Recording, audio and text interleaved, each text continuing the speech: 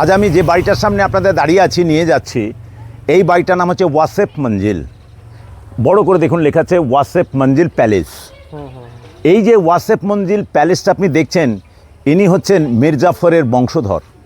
ইনি লাস্ট নবাব ছিলেন আমাদের মুর্শিদাবাদের। তো ওনার এটা প্রাসাদ, উনি এখানে থাকতেন। তো ওনার নামে মঞ্জিল অর্থাৎ বাড়ি, তো উনি এইখানে থাকতেন, তার এটা বাড়ি, এটা ওয়াসেফ মঞ্জিল।